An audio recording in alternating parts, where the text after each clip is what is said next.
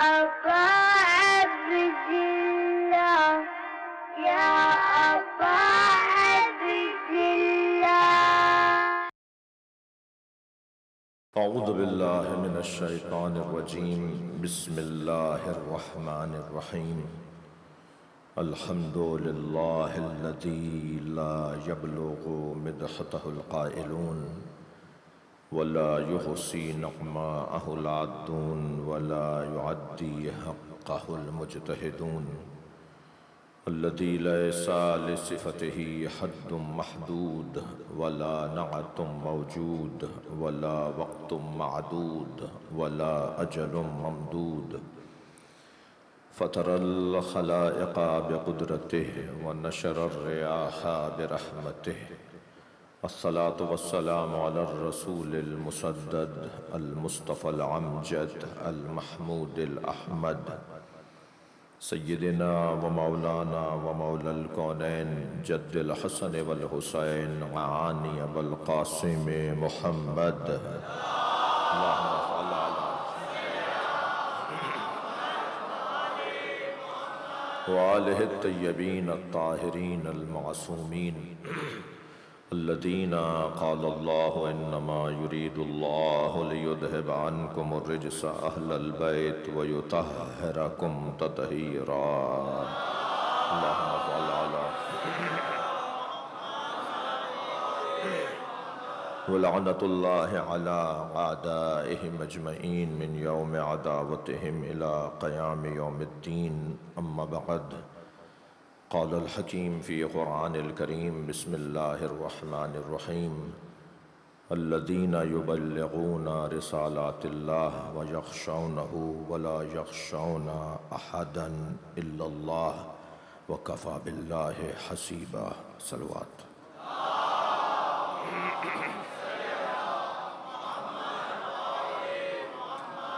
اور بلند صلوات دیے کریں.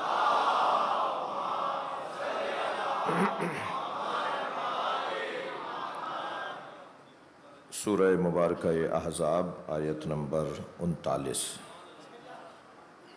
اللہ اپنے اس کلام میں ارشاد فرما رہا ہے: الذین یبلغون رسالات اللہ. وہ لوگ جو اللہ کی جانب سے پیغامات کے مبلغ ہیں.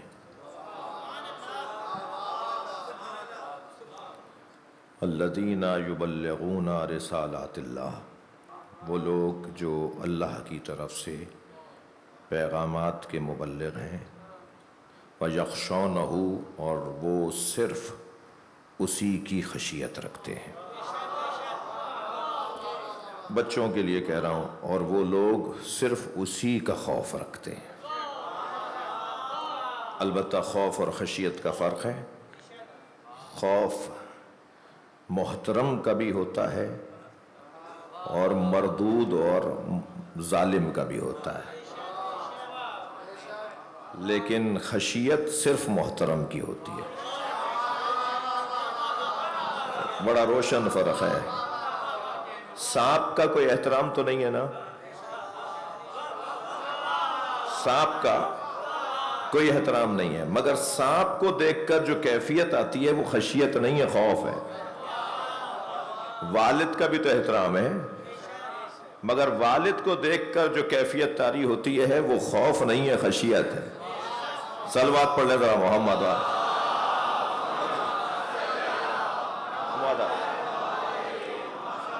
لہذا خوف محترم اور غیر محترم دونوں کو دیکھ کر جب کیفیت ایک ہونے لگے تو اسے خوف کہتے ہیں. اور جہاں احترام کا نتیجہ کیفیت ہو، احترام کے نتیجے میں کوئی کیفیت طاری ہو تو اسے خشیت کہا جاتا ہے. لہذا یہاں پر بات ہو رہی ہے خشیت کی. اچھا، یہ بات ہو رہی ہے اہل بیت کی. ہاں، اہل بیت کے چاہنے والوں میں یہ کیفیت ہو سکتی ہے، اس لیے کہ خود اللہ نے الا ان اولیاء اللہ لا خوف علیہم ولا هم یحزنون. اللہ کے اولیاء کی ایک کیفیت یہ ہے کہ نہ ان پہ خوف طاری ہوتا ہے اور نہ ہی وہ کسی سے حزن کرتے ہیں. یہ کیفیت اب قرآن مجید کی دوسری آیات کے اندر بھی بیان ہوئی ہے. آیت سنیے گا. الذین یبلغون رسالات اللہ، وہ لوگ کہ جو اللہ کے احکامات اور اللہ کے پیغامات کے مبلغ ہیں. وَيَخْشَوْنَهُ، اور جو صرف اس سے خشیت رکھتے ہیں. پھر مجھے اجازت دیجئے کہ میں خشیت کا اور تفسیر کروں. خشیت اور خضیت، خاضع اور خاشع، خضوع اور خشوع، یہ دو علیحدہ چیزیں ہیں. خضوع میں بدن جھکتا ہے، خشیت میں دل جھکتا ہے. اہل دقت بیٹھے ہوئے ہیں، مجلسی لوگ بیٹھے ہوئے ہیں. ہم جب بدن جھکے تو اسے خضوع کہتے ہیں. لہذا والدین کے آگے جھکتی ہی اولاد کو اللہ نے کیا کہا؟ وَاغْفِضْ لَهُمَا جَنَاحَ الذُّلِّ مِنَ الرَّحْمَةِ، اپنے دونوں شانوں کو وخشے نہیں، وَاغْفِضْ، اپنے دونوں شانوں کو جھکاؤ، یعنی جھکو والدین کے آگے. اسے کہتے ہیں خضوع. لیکن ضروری نہیں ہے کہ بدن جھک رہا ہو تو دل بھی جھک رہا ہو، یہ کوئی ضرور نہیں ہے. بڑے بڑے دکھاوے والے لوگ ملیں گے آپ کو، بڑا ادب کرتے نظر آئیں گے، مگر دل میں کچھ اور ہوگا، بدن کچھ اور کہہ رہا ہوگا. جس کا دل کچھ کہے اور بدن کچھ کہے اسے منافق کہا جاتا ہے. دل و دماغ ساتھ چلے تو مومن کہلاتا ہے. صلوات پڑھیں محمد و آل.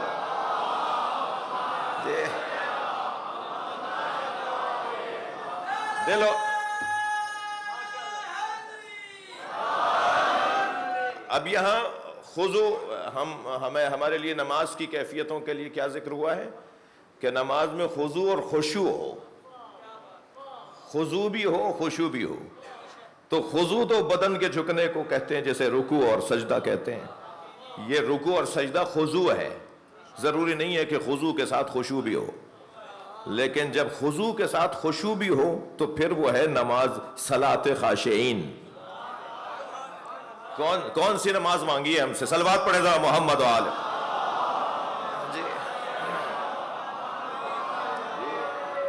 ہم سے صلاۃ الخاضعین نہیں مانگی ہے، اللہ نے ہم سے صلاۃ الخاشعین مانگی ہے.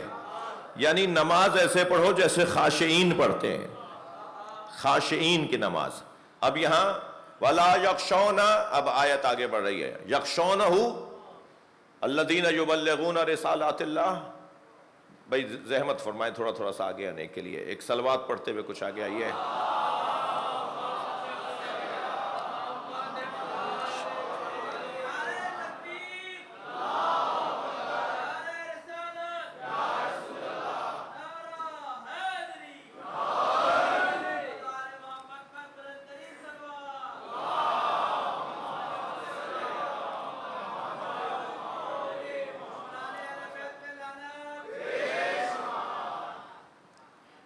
الذین یبلغون رسالات اللہ ویخشونہ، وہ جو اللہ کے پیغامات کی تبلیغ کرنے والے ہیں اور صرف اللہ کی خشیت رکھتے ہیں. ولا یخشون احدا الا اللہ، وہ اللہ کے علاوہ کسی اور کی خشیت نہیں رکھتے. ان کے دل پر طاری نہیں ہوتا کسی کا خوف، ان کے دل میں کسی کے بارے میں کوئی روب ہی نہیں آتا، ان کے دل میں کسی کا روب نہیں آتا، ان کے دل پر صرف اللہ کا روب آتا ہے. وَلَا يَخْشَوْنَ أَحَدًا إِلَّا اللَّهَ وَكَفَى بِاللَّهِ حَسِيبًا، اور حساب کرنے کے لیے، گنتی اور شمارش کرنے کے لیے اللہ کافی ہے. تم اللہ کے کام مت کرو، اللہ کا کام ہے کہ وہ وہ جانتا ہے کہ کون کتنا کیسا لا رہا ہے. تو یہ تو آیہ کریمہ کا ظاہری ترجمہ ہوا. ایک صلوات اور پڑھ لیں محمد و آل.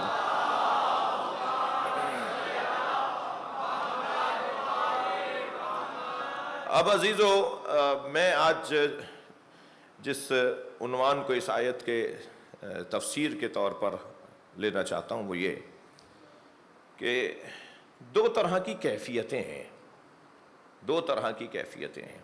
ایک مرتبہ تواضع ہے اور ایک مرتبہ تکبر ہے. تواضع تکبر کے خلاف ایک صفت ہے. تکبر تواضع کے خلاف صفت ہے. جس میں تواضع ہوگا اس میں تکبر نہیں ہوگا، جس میں تکبر ہوگا اس میں تواضع نہیں ہوگا. یا لفظ میں بہتر کرتا ہوں، جب تکبر ہوگا تو تواضع نہیں ہوگا، اور جب تکبر ہوگا تو تواضع نہیں ہوگا، اور جب تواضع ہو تو تکبر نہیں ہوگا. یہ کیسا گھرانہ ہے کہ جو ہمیں نہ متواضع رکھنا چاہتا ہے نہ متکبر رکھنا چاہتا ہے، بلکہ ذمہ داریوں کا پابند رکھنا چاہتا ہے. کہیں تواضع کر کے دکھاؤ، کہیں تکبر کر کے دکھاؤ. بات آگے بڑھے گی. میں اپنے مطلب کو شروع کر رہا ہوں. یعنی اگر ہمیشہ مزاج میں تواضع ہو، یعنی انکساری ہو، خاکساری ہو، تو یہ تو اپنے فرائض سے ہاتھ اٹھا بیٹھے گا. جہاں اسے تکبر کرنا ہے اسے پتا ہونا چاہیے، کہاں اسے تواضع کرنا ہے اسے پتا ہونا چاہیے. اگر ہر جگہ تواضع تو بھی اچھا مسلمان نہیں ہے، اور ہر جگہ تکبر تو بھی اچھا مسلمان نہیں ہے. یہ اللہ کے پیغامات کی تبلیغ جو انہوں نے کی ہے، وہ یہ تبلیغ کی ہے کہ جہاں جیسی ضرورت ہو وہاں ویسا تمہارا رد عمل ہونا چاہیے. اب سورہ مبارکہ مائدہ کی 54ویں آیت میں اپنے مدعا پر دلیل اور سہارے کے طور پر آپ کے سامنے رکھ رہا ہوں. ارشاد ہو رہا ہے، یا ایھا الذین آمنوا من یرتد منکم عن دینہ، اے صاحبان ایمان اگر تم میں سے کوئی دین سے پھر گیا، فسوف یأتی اللہ بقوم، تو اللہ ایک اور قوم کو لے آئے گا. پہلے تو ذرا اپنے آپے میں رہو. تمہاری وجہ سے امام بارگاہ نہیں چل رہا، تمہاری وجہ سے ممبر نہیں سجا ہوا، تمہاری وجہ سے مسجدیں آباد نہیں ہیں، تمہارے دم سے جلوس نہیں نکل رہا، بلکہ اپنے آپ کو سنبھالو. تم ان کے دم سے ہو، تمہارا مقام تمہاری عزت ان کی وجہ سے ہے. تم ان کی عزتوں میں ان کے بڑھاوے کے لیے تم نہیں ہو. اللہ کا کام ہے، وہ آج تم سے لے رہا ہے. تکبر مت کرو، کل کسی اور سے لے گا. اور تم سے پہلے جو آئے تھے وہ شاید تم سے زیادہ قابل تھے، اور تمہارے بعد جو آئیں گے شاید تم سے زیادہ قابل آئیں گے. یہ درمیان میں تم آئے ہو. لہذا خبردار یہ مت سمجھنا کہ تمہاری وجہ سے، تمہارے دم سے سب کچھ ہے. یہ اس کا احسان ہے کہ اس نے ہمیں آئینہ بردار بنایا ہے.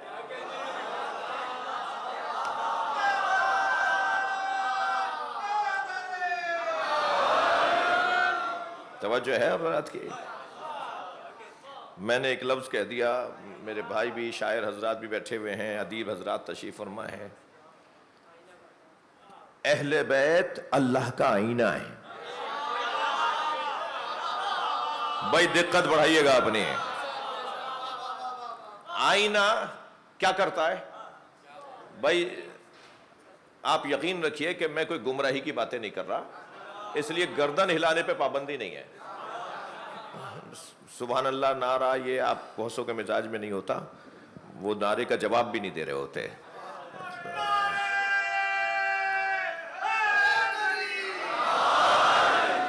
مگر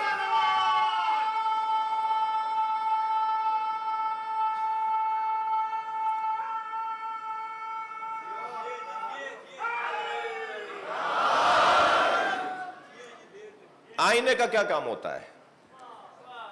آئینے کا کام شکل دکھانا ہے، صورت دکھانا ہے. ہم آئینے میں اپنی صورت، اپنی شکل دیکھتے ہیں جی. اور آئینہ دیکھنا حسن کی کیفیت ہے. بڑی عنایت. آئینہ حسن سے جڑا ہوا لفظ ہے. جو حسن نہیں رکھتا اس کا کیا تعلق آئینے سے؟ حسن ہی کی تو صفت ہے آئینہ. حسن کے ساتھ جڑا ہوا ایک مفہوم ہے آئینے کا. اور ہر حسن رکھنے والا آئینے کی ضرورت محسوس کرتا ہے. حسن کی دو کیفیتیں ہیں، حسن بینی، حسن آرائی.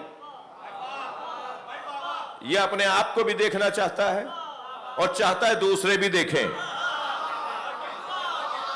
یہ اچھے کپڑے کیوں پہنتا ہے, یہ بال کیوں بناتا ہے, یہ ذرا سج بج بن کر سنور کر کیوں نکلتا ہے, یہ گاڑیاں اتنی اچھی کیوں رکھتا ہے, یہ کپڑے اتنے اچھے کیوں پہنتا ہے, جب کسی کو دکھانا ہی نہیں ہے. یہ حسن آرائی ہے کہ کوئی اور بھی دیکھے. یعنی حسن مگر ترتیب میں پہلے حسن بینی ہے, پھر حسن آرائی ہے. پہلا مرحلہ ہے حسن بینی کا, یہ اپنے آپ کو دیکھتا ہے. کیا کرم ہے اللہ کا کہ ہر مخلوق کو چاہے وہ بد شکل ہو, چاہے اس کی صورت حسین نہ ہو, مگر ہر بد صورت کو بھی آئینے کے سامنے تسبیح کرتے ہوئے دیکھیں گے آپ. مجھ سے زیادہ تو کوئی حسین ہی نہیں ہے, اللہ نے مجھ جیسا کوئی بنایا. صلوات پڑھے ذرا محمد و آل محمد.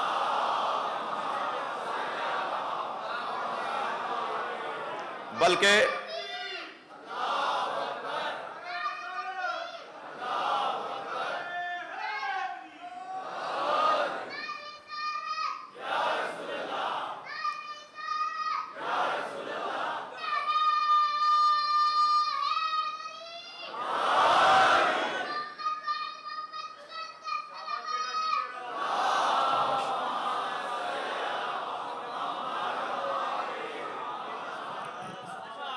ماشاءاللہ جی, یہ حسن بینی.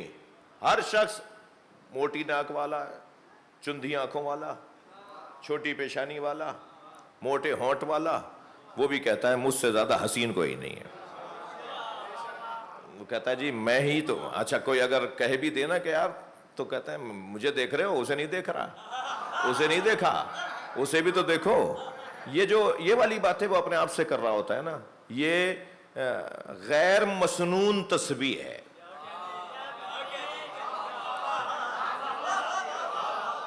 غیر مسنون تسبیح ہے. یعنی ہر شخص نے اپنی اللہ سے بات کرنے کی تسبیح بنائی ہے, اس میں سے ہر ایک کی تسبیحوں میں سے ایک تسبیح ہے. تو حسن بینی, اور پھر چاہتا ہے کہ لوگ دیکھیں. وہ کیفیتیں جو آج جوانوں کی ہیں, اور بہت سے لوگ تو 90 سال کے بعد بھی جوان ہیں, یعنی وہ بڑھاپے میں بھی کہتے ہیں کہ جی اب ابھی تو ہم جوان ہیں, اور وہ جوانی کا اظہار کر رہے ہوتے ہیں.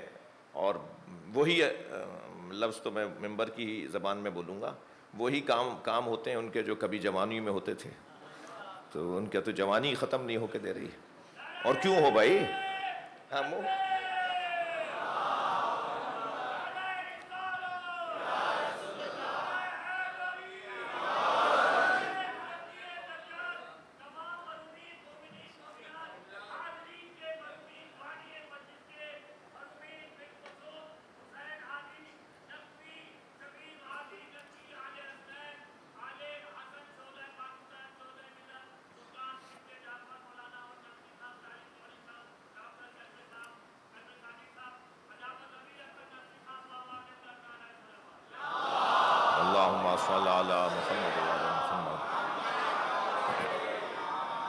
بات تو روشن ہے نا میری.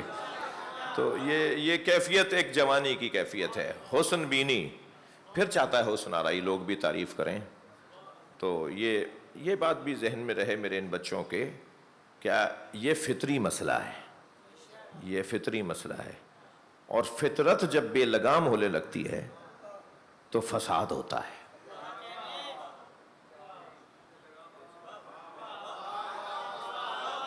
فطرت جب بے لگام ہونے لگتی ہے تو فساد ہوتا ہے. بھوک فطرت ہے, اسے بے لگام کر دیجئے. پیاس فطرت ہے, اسے بے لگام کر دیجئے. حسن بینی اور حسن آرائی فطرت ہے, اسے بے لگام کر دیجئے. تو جہاں جہاں فطرت بے لگام ہونے لگے گی فساد سامنے آئے گا. اور فطرت کی بے لگامی فساد کا سبب, اور فطرت پہ لگام کو شریعت کہتے ہیں. صلوات پڑھنے محمد و آل محمد.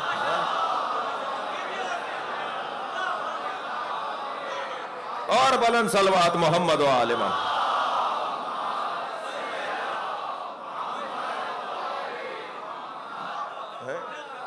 اب یہ چاہتا ہے کہ لوگ اسے دیکھیں، مگر پہلا مرحلہ ہے کہ یہ اپنے آپ کو دیکھے، اور اپنے آپ کو دیکھنے کے لیے یہ آئینہ تیار کرتا ہے، اور آئینے کی دو کیفیت، دو صفتیں، دو شرطیں ہیں، اس کے بغیر آئینہ نہیں بنے گا، جلا اور کثیف مادہ، اس طرف سے جلا، اس طرف سے کثیف مادہ، دو چیزیں ملیں گی تو آئینہ بنے گا۔ اگر صرف جلا ہو اور کثیف مادہ نہ ہو تو ادھر والا آپ کو دیکھ لے گا، آپ اپنے آپ کو نہیں دیکھ پائیں گے۔ ضروری ہے کہ جلا کے ساتھ کثیف مادہ بھی ہو۔ توجہ کر لی آپ نے؟ جب یہ حسن کی کیفیتیں ہیں تو اللہ سے بڑا تو کوئی حسین نہیں ہے، اس سے بڑا جمیل کوئی نہیں ہے۔ ان اللہ جمیل ویحب الجمال، وہ خود بھی جمیل ہے، جمال کو پسند بھی کرتا ہے، جمیل ہے، حسن بینی کرتا ہے، یحب الجمال، حسن آرائی کرتا ہے، وہ چاہتا ہے کہ لوگ میری تعریفیں بھی کریں، وہ چاہتا ہے لوگ میری تعریفیں بھی کریں، اور وہ اپنے آپ کو بھی دیکھتا ہے۔ ہم آئینہ بناتے ہیں اپنے آپ کو دیکھنے کے لیے، اللہ نے خود کو دیکھنے کے لیے کیا آئینہ بنایا؟ اللہ نے اپنے آپ کو دیکھنے کے لیے 14 آئینے بنائے ہیں۔ صلوات پڑھیں محمد و آل محمد پر۔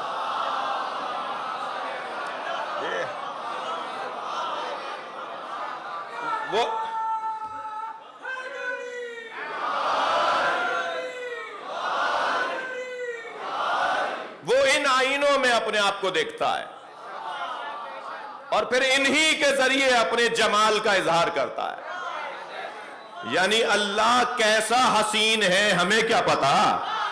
نہیں پتا تو نجف چلے جاؤ، مشہد چلے جاؤ، اور اگر اللہ کا جلوہ دیکھنا ہے تو کربلا آ جاؤ۔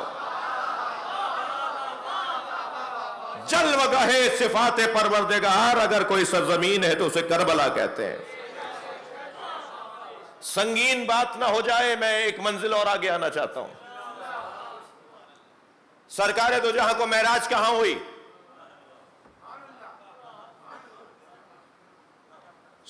عند سدرۃ مکے سے تو گئے نا، معراج تو مکے میں نہیں ہے، مکے سے سرکار معراج پر گئے۔ سبحان الذی اسری بعبدہ لیلا من المسجد الحرام، من ہے، من المسجد الحرام ہے، الی مسجد الحرام، حتی حرام نہیں ہے، یعنی خانہ کعبہ سے جانا پڑا ہے اللہ سے ملنے کے لیے۔ بھائی توجہ چاہوں گا، میں کچھ کہہ رہا ہوں، میرا سنی بھائی کچھ اور نہ سمجھے، میں کوشش کرتا ہوں کہ اس کی سمجھ کا بھی خیال رکھوں۔ مکہ چھوڑنا پڑا ہے۔ اچھا چلیں، میری یہ بات آپ کو کسی کو سنگین گزرے تو بتائیے، حج کرنے کے لیے احرام کہاں سے باندھ کے جاتے ہیں؟ مکے سے احرام باندھتے ہیں، مکہ چھوڑتے ہیں تب حج شروع ہوتا ہے۔ کہاں جاتے ہیں؟ عرفات میں جاتے ہیں، پھر منی میں جاتے ہیں، پھر مزدلفہ میں آتے ہیں۔ جی ہمیں مکے سے احرام باندھ کر گئے نا حجی حضرات، اکثریت بڑی تعداد بیٹھی ہوگی حاجیوں کی، جی ہم مکے سے حج کا احرام باندھتے ہیں۔ بھائی ہم تو مکے میں خانہ کعبہ سے احرام حج باندھتے ہیں، ہم تو کعبے کے پاس آئے تھے حج کرنے۔ یہ کعبے نیت کرنے کی بھی مستحب جگہ وہی ہے کہ تم احرام تو اپنے ہوٹل سے چاہے لپیٹ لو، مگر بندھے گا تو جب نیت کرو گے، لپیٹ لو اپنے ہوٹل سے لپیٹ کر چلے جاؤ خانہ کعبہ کے مطاف میں۔ زیادہ ثواب والا حج ہے کہ اگر مطاف میں جا کر جہاں طواف ہوتا ہے وہاں کھڑے ہو کر نیت کریں کہ میں احرام حج باندھتا ہوں، تو اب ختم ہو گیا، تو پہنچ گئے نا خانہ کعبہ میں۔ اب تو یہ حج یہیں تمام ہو جانا چاہیے، بس یہی حج ہونا چاہیے۔ حکم یہ ہے کہ مکہ چھوڑو، مکہ چھوڑو۔ اللہ کا کام بھی اللہ کا ہے۔ اللہ ہمیں عادی عبادت گزار نہیں دیکھنا چاہتا، اللہ ہمیں عادی عبادت گزار نہیں دیکھنا چاہتا، اللہ ہمیں پابند مشیت عبادت گزار دیکھنا چاہتا ہے۔ تبھی فجر کی 2 رکعت، ظہر کی 4 رکعت، عصر کی 4 رکعت، مغرب کی 3 رکعت، عشاء کی 4 رکعت، وہ اونچی آواز میں پڑھو، یہ دھیمی آواز میں پڑھو. بھائی جب بستر سے اٹھوائی دیا تھا، جب بستر سے فجر میں اٹھوائی دیا تھا تو 4 رکعت پڑھوا لیتا. سب سے مشکل نماز، وہ بھی سب سے کم، اسے رکعتیں کب چاہیے؟ حاضری چاہیے. فلسفہ عبادت کا.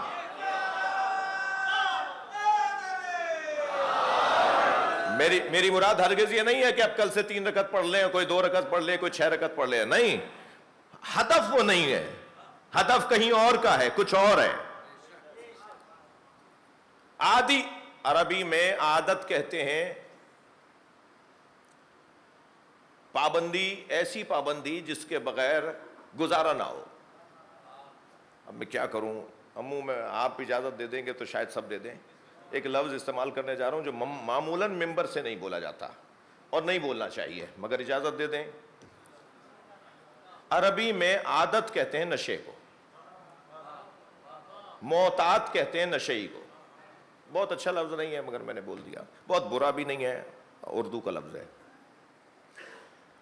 معتاد نشئی، جو کسی عادت کا محتاج ہو جائے، جو کسی چیز، معاف کیجئے، جو کسی چیز کا محتاج ہو جائے اور اس کے بغیر اس کا گزارا نہ ہو، وہی ہوتا ہے نا نشئی. اسے عربی میں کہتے ہیں معتاد. اللہ عبادتوں میں بھی ہمیں نشئی نہیں دیکھنا چاہتا. عبادت میرے لیے کرو، اب میں بدل کے کرواؤں گا تو کرو گے تو میرے عبادت گزارو. اور اگر عبادتوں میں اٹکو گے کہ نہیں ہم تو ایسا کرتے آئے، ٹھیک ہے. ایک بھائی رہتا ہے لاہور میں، میں صحیح کر لوں گا، ایک جملہ مجھ سے ہو گیا ہے کہ ایسا کرتے آئے. بعض جگہ ایسا ہی کرنا ہے، بعض جگہ ایسا ہی کرنا ہے، وہ ایک علیحدہ بحث ہے. کوشش کرتا ہوں لے آؤں اس بات کو. ایک بھائی رہتا ہے لاہور میں، ایک بھائی رہتا ہے کراچی میں. دونوں سگے ماں باپ کی اولاد، ایک ماں باپ کی اولاد، دونوں سگے بھائی. ایک کراچی آیا ہے بھائی کے پاس لاہور سے. ظہر کی نماز پڑھنے کے لیے دونوں نے مصلی بچھائے. ایک 2 رکعت پڑھے گا، ایک 4 رکعت. سگے بھائی ہیں، ایک ماں باپ کی اولاد ہیں، یہ دونوں ایک سی نماز کیوں نہیں پڑھ رہے؟ نہیں، اللہ ہمیں معتاد نہیں دیکھنا چاہتا. جی، اللہ ہمیں پابند مشیت دیکھنا چاہتا ہے. جیسا میں چاہتا ہوں ایسے زندگی گزارو، جیسی تمہاری عادت ہو گئی ایسا نہ کرو. اور عادت کا دوسرا نام بت پرستی ہے. کسی صنم کے آگے خم و راست ہونے کو بت پرستی نہیں کہتے، اپنے ہاتھوں مجبور ہو جانے کو بت پرستی کہتے ہیں. بھائی تھوڑی گردن ہلانا اگر مفاہیم جا رہے ہو تو. اور کنائے میں، اشارے میں بات کرنے کا فائدہ یہ ہوتا ہے کہ جتنا مجمع ہے نا وہ اپنے اپنے مطلب لے گا. صلوات پڑھے گا محمد و آل محمد. میری نیت کیا تھی، میں کیا سوچ رہا تھا، آپ کو کیسے پتا؟ ایک اور صلوات محمد و آل محمد.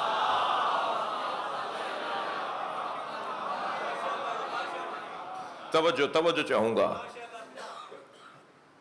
اللہ چاہتا یہ ہے ہمیں کہ ہم پابند مشیت رہیں. پابند مشیت رہنے کا مطلب یہ ہے کہ وہ بدلے گا، ہماری کیفیتوں کو بدلے گا، ہماری کیفیتوں کو، ذمہ داریوں کو تبدیل کرے گا. اب ذرا سمجھیے گا بات کو، میں بچوں جوانوں سے بات کر رہا ہوں. 7ویں چکر میں یہ ہو جائے تو یہ مسئلہ، 6 میں ہو جائے تو یہ مسئلہ. اب 200 حاجی ہیں، 200 طرح کی غلطیاں ہیں تو 200 طرح کے جواب ہیں. وہ 200 طرح کے جواب اس لیے ہیں کہ اس کا حکم علیحدہ ہے، اس کا حکم علیحدہ ہے، اس کا حکم علیحدہ ہے. ہر ایک کو اپنی قبر میں جانا ہے تو اپنا عمل بھی تو انجام دینا ہے، اپنے مطابق عمل انجام دینا ہے. جی، ہماری کہیں عادت نہ ہو جائے، ایک جیسا مزاج نہ بن جائے. تو کیا ہوا؟ یا ایھا الذین، کیا فرمایا؟ یا ایھا الذین آمنوا من یرتد منکم عن دینہ فسوف یأتی اللہ بقوم. اگر تم میں سے کوئی دین سے پھر گیا تو اللہ ایک اور قوم کو لے آئے گا. اللہ جس قوم کو لے کر آئے گا اس میں یہ 6 صفتیں ہوں گی. تمہارے جانے سے کوئی اور آ جائے گا اور کام اچھا رہے گا، بربادی نہیں ہوگی. ہاں ہاں، بعض لوگوں کو تو کل کے جاتے ہوئے آج چلے جائے تو اچھا ہے، تاکہ امت کا بھلا ہو جائے۔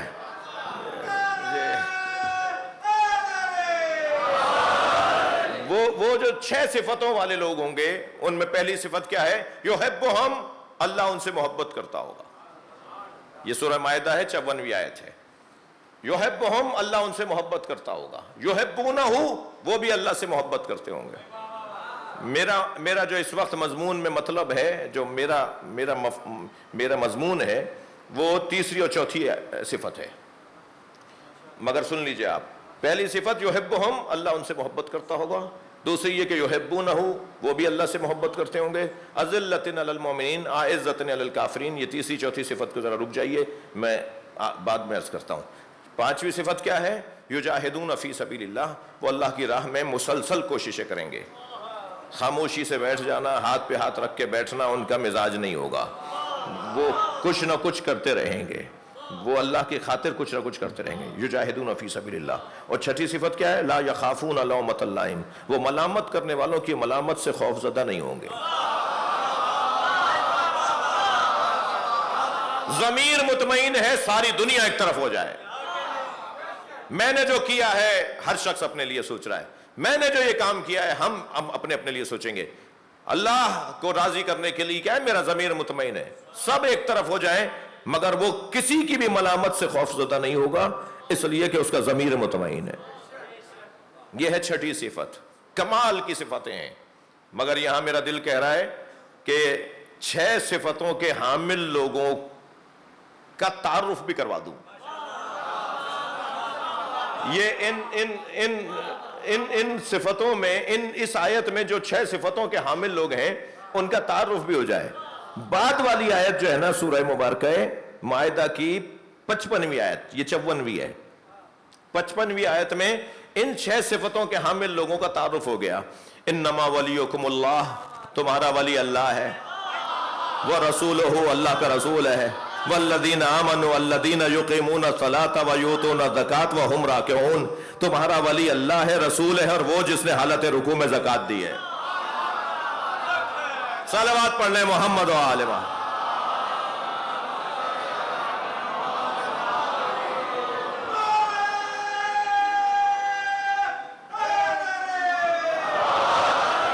اب یہ کون ہے؟ وہ ہے کہ جو 3 ولایتوں کے ماننے والے ہیں، جو 3 ولایتوں کے ماننے والے ہیں، ان میں یہ 6 صفتیں ہیں۔ ان صفتوں کے حامل ہی ہیں جنہیں اللہ کی، رسول کی اور علی کی ولایت نصیب ہوگی۔ یہ قرآن کی آیت ہے بھائی، ٹھیک ہے؟ تو جو تیسری اور چوتھی صفت ہے وہ کیا ہے؟ اعزۃ اذلۃ علی المؤمنین، تیسری صفت۔ چوتھی اعزۃ علی الکافرین، ان کی تیسری صفت یہ ہوگی کہ وہ مومنین سے تواضع اور کافروں سے تکبر کرتے ہوں۔ صلوات پڑھ لیں محمد و آل محمد۔ کسوٹی ہمیں ایجنڈا دے دیا ہے اللہ نے ہمیں لاہ عمل دے دیا ہے، اللہ نے ہمیں دستور زندگی دے دی ہے کہ کہاں تواضع اور کہاں تکبر، کہاں تواضع اور کہاں تکبر، یاد رہے، توجہ۔ اب کہاں تواضع اور کہاں تکبر؟ کتاب ہے میرے پاس، طوال الانوار، مناقب اہل بیت کی معتبر کتاب، اور تقریباً یہ 700 سال پرانی کتاب، حدیثوں کا مجموعہ، اہل بیت کی عظمت، اہل بیت کی عظمت کی حدیثوں کا مجموعہ۔ کہاں تواضع اور کہاں تکبر؟ مجھے وقت میرے پاس تنگ ہو گیا، لہذا جلدی سے مجھے کہنے دیجئے۔ ائمہ اہل بیت کے سامنے آ کر جب کوئی ان کی توہین کرتا تھا تو وہ ہمیشہ توہین کرنے والے کو ایک سا جواب نہیں دیتے تھے، کچھ کے لیے تو دعا کرتے تھے، کھانا کھلاتے تھے جی، اور کہتے تھے جو تم کہہ رہے ہو اگر سچ ہے تو اللہ ہمیں معاف کرے، اور اگر جھوٹ ہے تو اللہ تمہیں معاف کرے۔ یہ انداز ہوتا تھا۔ پھر جب وہ آ کر معافی مانگتا تھا کہ مجھ سے غلطی ہو گئی، تو حضرت نے فرمایا وہ جو ہم نے دعا کی ہے وہ تمہیں معافی تو کیا ہے۔ جی جی جی جی توجہ بڑھائیں گے۔ وہ جو ہم نے تمہارے لیے دعا کی وہ ہم نے تمہیں معافی تو کیا ہے۔ اور پھر فرماتے تھے اس لیے ہم نے تمہارے لیے دعا کی کہ تمہاری نیت خراب نہیں تھی،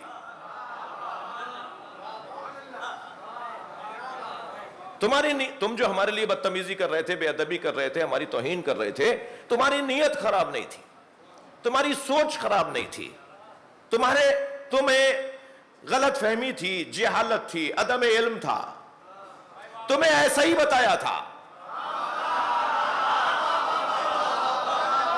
تمہیں جتنا پتا تھا تم نے اتنا کیا، تمہاری نیت خراب نہیں تھی۔ ایک تو یہ طریقہ تھا ائمہ کا توہین کرنے والوں کے ساتھ، اور ایک طریقہ ذرا روایت سن لیجئے۔ روایت کہتی ہے، ایک صلوات پڑھے تو میں روایت سنا رہا ہوں۔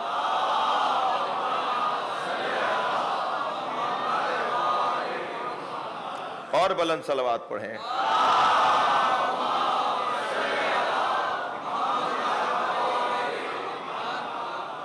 اور بھی پڑھ سکتے ہیں۔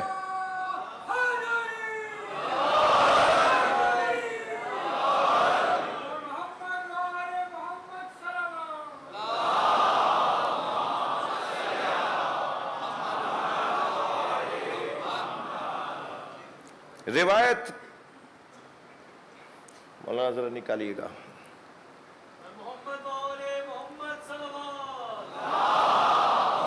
وہ ادھر دھاگے والی روایت۔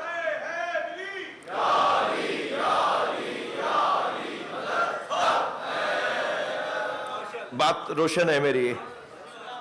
ایک شخص نے آ کر کہا کہ آپ کی والدہ ایسی، آپ کے والد ایسے، تو امام سجاد اس کے قریب بڑھے اور قریب بڑھ کے فرمایا تم شام سے آئے ہو، تمہاری جتنی معلومات ہے اتنا ہی کہو گے، چلو کچھ آرام کر لو، کچھ استراحت کر لو، اور پھر اس کے بعد تم ہمیں بتانا۔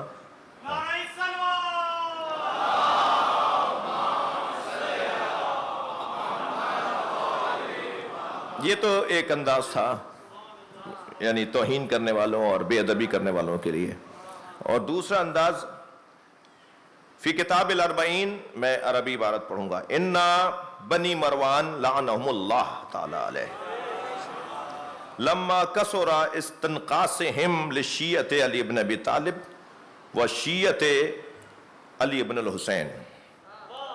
جب بنی مروان نے مولا علی اور امام سجاد کے چاہنے والوں پر زندگی تنگ کر دی،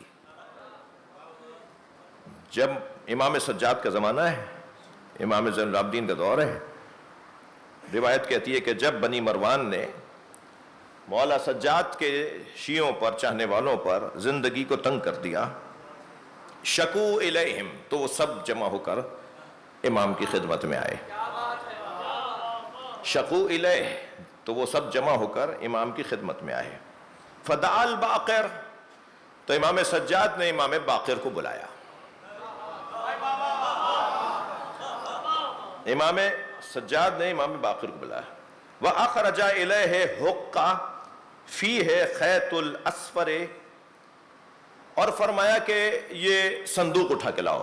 حقہ کہتے ہیں عربی میں ایک صندوقچے کو، چھوٹے صندوقچے کو حقہ کہتے ہیں، کہ یہ حقہ اٹھا کے لاؤ۔ وہ جب حقہ اٹھا کے لے کر آئے، فیہ خیط الاسفر، فیہ خیط الاسفر، تو اس کے اندر سے امام نے ایک زرد رنگ کا دھاگا نکالا۔ وَأَمَرَهُ أَن يُحَرِّكَهُ تَحْرِيكًا لَطِيفًا، امام باقر سے فرمایا اس دھاگے کو لطیف انداز سے ذرا ہلاؤ، بہت ہی لطیف انداز سے، یعنی بہت زیادہ جھٹکے نہیں دو، قیامت آ جائے گی۔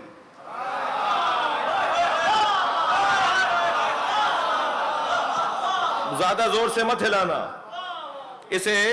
ان یحرکہ ایحرکہ تحریکا لطیفہ، لطیف حرکت، بہت معمولی سی حرکت ہو، تحریکا لطیفہ، فصعدت سطح وحرکہ، جیسے امام نے ہلانا شروع کیا چھتیں ہلنے لگیں،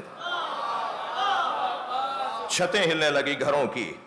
وَإِذَا بِالْأَرْضِ تَرْجُفُ وَبَيُوتُ الْمَدِينَةُ تُسَاقِطُ، 600 گھر گر گئے۔ امام نے، اچھا ظاہر ہے آپ جب میں نے ہی آج پہلی دفعہ پڑھی ہے تو آپ کا کیا قصور ہے؟ کتاب تو 800 سال پرانی ہے۔ صلوات پڑھیں ذرا محمد و آل محمد۔ میں آج تیاری کر رہا تھا اس مجلس کے لیے، تو جب میں نے ہی پہلی دفعہ پڑھی ہے تو میرا بچہ کیوں پریشان نہ ہو، مگر نتیجہ لیں گے نا تو پھر بات روشن ہو جائے گی۔ ایک صلوات پڑھیں ذرا محمد و آل محمد۔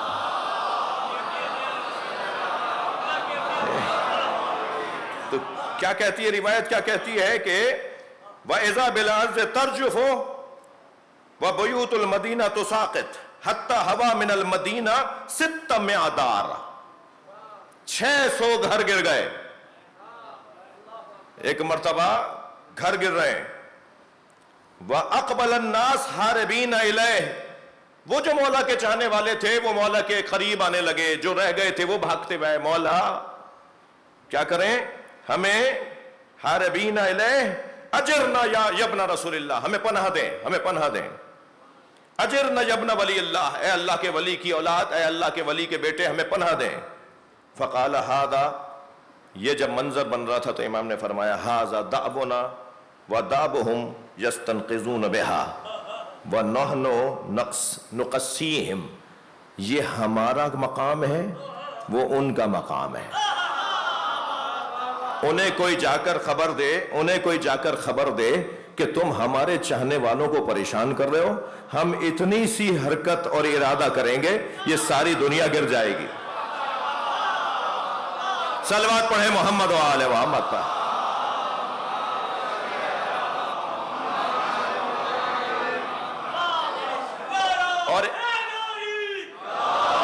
اور ایک مرتبہ جب یہ منظر بنا اور حضرت نے فرمایا ہم چاہیں تو دنیا کو زیر و رو کر دیں، ہم چاہیں تو آسمان گرا دیں اور زمین پھٹ جائے، انہوں نے ہمارے چاہنے والوں کے ساتھ یہ ظلم و زیادتی کی ہوئی ہے، یہ ہمارا خاموش رہنا یہ مشیت کے مطابق۔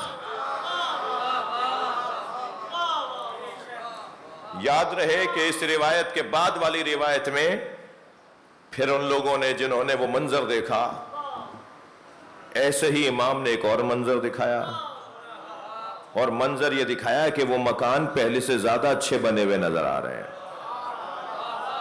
صلوات پڑھ لیں ذرا محمد و آل محمد۔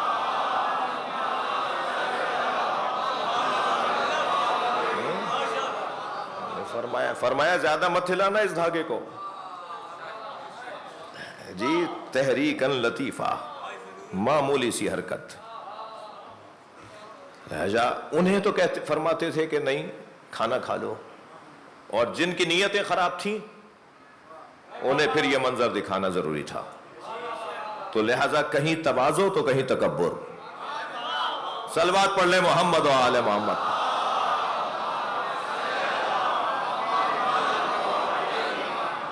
عزیزو، یہ گھرانہ اور اس گھرانے سے پیار اور اس گھرانے کی اطاعت اور محبت اور مودت بہت بڑی عزت ہے، بہت بڑی سعادت ہے۔ یہ کیفیت ان کی ہر لمحے اور ہر آن رہی۔ شام غریبہ سے صبح 11 محرم تک امام سجاد نے ساری رات ایک سجدے میں گزاری ہے، اور وہ جو تسبیح امام پڑھتے رہے ساری رات، وہ تسبیح سبوح قدوس، اس کے علاوہ بھی وہ ذکر میں آیا ہے، روایت میں ہے، ایک یہ تسبیح ہے اور کچھ اور تسبیحیں بھی ہیں جو امام سجاد کی ذکر کا حصہ تھیں۔ سبوح قدوس ربنا ورب الملائکۃ والروح۔ ساری رات عبادت الہیہ میں گزری. سلام ہو علی کی بیٹی پر جو ساری رات ایک جلے ہوئے خیمے کی جلی ہوئی چوب اٹھا کر تمام حرم میں امام حسین کی حفاظت کرتی رہی. بیویوں کی حفاظت، بچوں کی حفاظت، اور ساری رات بی بی جاگتی رہیں. اور بی بی کا سارا ہم و غم یہ تھا کہ کسی طرح سے بچے سو جائیں، کسی طرح سے بیویاں سو جائیں. بلکہ بڑھ بڑھ کر فرماتی تھیں لیلا سو جائیے، بھابھی ام فروا سو جائیے، بھابھی رباب کچھ آرام کر لیجئے. سنیں گے عزادارو، یوں تو سب بیویاں اور بچے آسودہ خاطر تھیں کہ زینب جاگ رہی ہیں. اللہ اکبر، کیسا انقلاب ہے، کیسا دن بدلا ہے کہ کل تک عباس جاگتے تھے اور زینب بی بی سوتی تھی کہ میرا بھائی جاگ رہا ہے. اور یہ وہ مرثیہ ہے جو امام حسین نے جناب عباس کے بدن مبارک پر جب پہنچے ہیں تو امام حسین نے یہ مرثیہ پڑھا ہے: عباس جو آنکھیں تمہاری وجہ سے سوتی تھیں اب وہ جاگا کریں گی، اور اے عباس جو آنکھیں تمہارے خوف میں جاگتی تھیں وہ اب چین سے سو جائیں گی.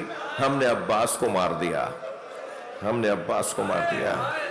وہ بیویاں جو شام غریبہ سے صبح عاشور تک کربلا کے میدان میں ہیں، جناب زینب کی وجہ سے آسودہ خاطر ہیں. مگر عزیز و عجیب منظر ہے، شام غریبہ میں جب پانی آیا تھا نا، کھانا آیا، پانی آیا، مجھے نہیں پتا کہ میری تحقیق نہیں ہے، مگر اتنا ہے کہ چند مشعلیں آتے ہوئے جب بیویوں نے دیکھا تو جناب زینب کچھ دور آگے بڑھ کر آواز دیتی ہیں: ہمارے پاس اب لوٹنے کو کچھ نہیں رہا، اجرکم اللہ، اجرکم اللہ، ہمارے پاس اب کچھ نہیں بچا، تم واپس چلے جاؤ. مگر جب وہ مشعل بردار قریب آئے تو ان کے ہاتھوں میں ظرف تھے جن میں کھانا تھا، پانی تھا. اور جب بیویوں کے سامنے جناب زینب نے پانی رکھا، اجرکم اللہ، کھانا رکھا، تو پھر ترتیب میں پہلے بچوں کو پانی پلایا، پھر بڑوں کو پانی کھانا دیا، اور بچوں میں جب جناب سکینہ کو دیا، ادب قربان ہو جائے اہل بیت کے بچوں پر، جناب سکینہ نے فرمایا: پھوپھی اماں آپ بھی تو پیاسی ہیں. فرمایا سکینہ پہلے بچے پانی پیتے ہیں پھر بڑے پانی پئیں گے. تو جناب سکینہ نے کوزہ لیا اور اندھیرے بیابان میں جانے لگا. کہاں جا رہی ہو میری بچی، کہاں جا رہی ہے؟ پھوپھی اماں میرا بھائی علی اصغر پانی پینے گیا تھا. اجرکم اللہ، اجرکم اللہ، اللہ آپ کو کسی غم میں نہ رلائے، سوائے غم اہل بیت میں ہمیں رونے رلانے والوں میں قرار دے. جب آپ ایسے روتے ہیں نا، امام جعفر صادق دعا دیتے ہیں، امام محمد باقر مصلی بچھا کے دعا کرتے ہیں. مجالس میں اللہ سے آنسو مانگیں، اگر رونا نہیں آ رہا ہے تو مانگیں: یا اللہ مجھے ایک قطرہ دے دے. ایک قطرہ بھی امام حسین کے غم میں بڑا قیمتی سرمایہ ہے. جناب سکینہ نے کیسے پانی پیا؟ ساری بیویوں کو بی بی زینب نے پانی پلایا، مگر سنیں گے ایک بیوی ہے جو پانی نہیں پی رہی. زینب مجھے معاف کر دو، زینب مجھے پیاسا رہے، زینب مجھے پیاسا رہے. امام زین العابدین کے پاس جا کر جناب زینب نے فرمایا: زین العابدین بھابھی رباب پانی نہیں پی رہے. جب امام سجاد نے فرمایا نا اماں پانی پی لے، تو حکم امام تھا، اس لیے جناب رباب نے پانی کے چند گھونٹ لیے. مگر میں نے عجیب منظر پڑھا ہے، ایک ایک گھونٹ پہ دریا دریا آنسو بہاتے تھے. جناب رباب ہر گھونٹ پہ دریا دریا آنسو بہاتے. میرا مولا پیاسا مار دیا، میرا بچہ پیاسا مار دیا. پھر چند لقمے کھانے کے بھی جناب رباب نے لیے، حکم امام ہو گیا تھا. آدھی رات گزری تو جناب زینب نے کیا دیکھا؟ میں اشارے میں بات کروں گا، اللہ کر میری بات منتقل ہو جائے۔ آدھی رات گزری کہ امام جناب زینب نے کیا دیکھا کہ سب بیویاں تو اپنی اپنی جگہ، بچے آرام کر رہے ہیں، کچھ ماؤں کی گودوں میں ہے، ایک تو وہ ہے جو بابا کے سینے پہ اسے بابا کا سینہ نہیں ملا۔ کیا دیکھا؟ سب کہیں نہ کہیں زینب کی وجہ سے آرام سے بیٹھے ہوئے ہیں، مگر جناب رباب کبھی بچوں کے درمیان کسی کو ڈھونڈتی ہیں، کبھی خواتین کی بیویوں کی گودیوں میں کسی کو ڈھونڈتی ہیں۔ تو جناب زینب قریب گئی اور کہا بھابی رباب کچھ دیر آرام کر لے۔ تو ایک جملہ کہا جناب رباب نے، زینب مجھے علی اصغر یاد آ رہا ہے، اے زینب میرا بچہ بھوکا مار دیا۔ اجرکم اللہ، اجرکم اللہ۔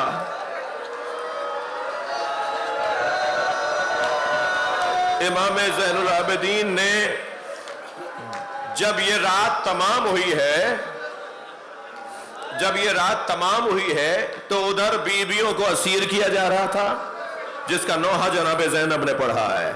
یا رسول اللہ، اے نانا آپ کی بیٹیوں کو اسیر بنایا ہے، بیویوں کو اسیر بنایا جا رہا تھا، آپ رو رہے ہیں، آپ رونے آئے ہیں، آپ رونے والے ہیں، اللہ رونے والوں کا بڑا مقام اللہ نے قرار دیا ہے۔ ساری بیویوں کو جناب زینب نے بے کجاوہ اونٹوں پر سوار کیا، ساری بیویوں کو سہارا دے دے کر بیوی نے سوار کیا، تنہا زینب رہ گئی۔ زینب کو کون سوار کروائے؟ زینب کو سوار کروانے والا کربلا میں کوئی نہیں تھا۔ جب ایک ظالم تازیانہ لے کے قریب آیا تو جناب زینب نے صرف اس اونٹ کے قریب سے، اونٹنی ناقے تھے، یہ ناقے سے کھڑے ہو کر جناب زینب نے نہر کی طرف رخ کیا، اور ایک دل چیر دینے والا جملہ ہے، ایک دل چیر دینے والا جملہ، اور وہ جملہ یہ تھا، کہاں ہے وہ جس نے مدینے میں زینب کو سوار کرایا تھا؟ عباس اٹھو، اب کربلا میں زینب سوار ہو رہی ہے۔ میں نے مجلس پڑھ دی ہے، مجلس ہو گئی ہے، ایک منزل اور آگے آ جائیے۔ جو بی بی اتنے جتن اور اتنی مصیبت کے بعد سوار ہوئی ہو، ابھی اونٹ چند قدم آگے چلا تھا کہ انہوں نے کیا دیکھا کہ زین العابدین کی حالت غیر ہو رہی ہے۔ امام سجاد کی حالت اس لیے غیر ہو رہی تھی کہ وہ بابا کے لاشے پر تھے، اور بابا کا لاشا امام سے دیکھا نہیں جا رہا تھا۔ اللہ اللہ، ایک مرتبہ جناب زینب نے یہی جانا کہ کسی طرح زین العابدین کو بچائیں، اور کہیں اتنی تاخیر نہ ہو جائے کہ میں پہنچوں تو زین العابدین کی روح پرواز کر جائے، بی بی نے کھڑے اونٹ سے خود کو گرا دیا۔ اجرکم اللہ، اجرکم اللہ، اللہ آپ کو کوئی غم نہ دے۔ کھڑے اونٹ سے جناب زینب نے خود کو گرا دیا۔ اب وہ بیٹا جو بابا کے گرنے پہ رو رہا تھا، وہ پھوپھی کو گرتے ہوئے دیکھ رہا ہے۔ امام سجاد نے بابا کا لاشا چھوڑ دیا، آگے بڑھ کر پھوپھی کو سہارا دیا۔ اجرکم اللہ، تھکیں گے نہیں، تھکیں گے نہیں۔ پھوپھی کو سہارا دیا اور کہا پھوپھی اماں یہ کیا ہوا؟ فرمایا پہلے تم بتاؤ تمہارا کیا حال ہے؟ کہا 2 قدم آگے آئی اور بابا کا لاشا دیکھیے، اور پھر مجھے حق دیجئے کہ مجھ پر کیا گزر رہی ہے۔ اللہ کسی بہن کو بھائی کا ایسا لاشا نہ دکھائے۔ جب جناب زینب، بس آخری جملے، جب جناب زینب پہنچی ہے نا اپنے بھائی کے لاشے پر، تو لاشا گھوڑوں کی پامالی سے ایسا ہو گیا تھا کہ امام کی پسلیاں کمر سے نکل رہی تھیں۔ تو جناب زینب نے بس ایک جملہ کہا، انت اخی زینب، کیا تم ہی زینب کے بھائی حسین؟ نانا آپ کے حسین کو کربلا میں مار دیا گیا۔ اللہ لعنت اللہ علی القوم الظالمین، فسيعلم الذين ظلموا أي منقلب ينقلبون۔ یا حسین، یا حسین۔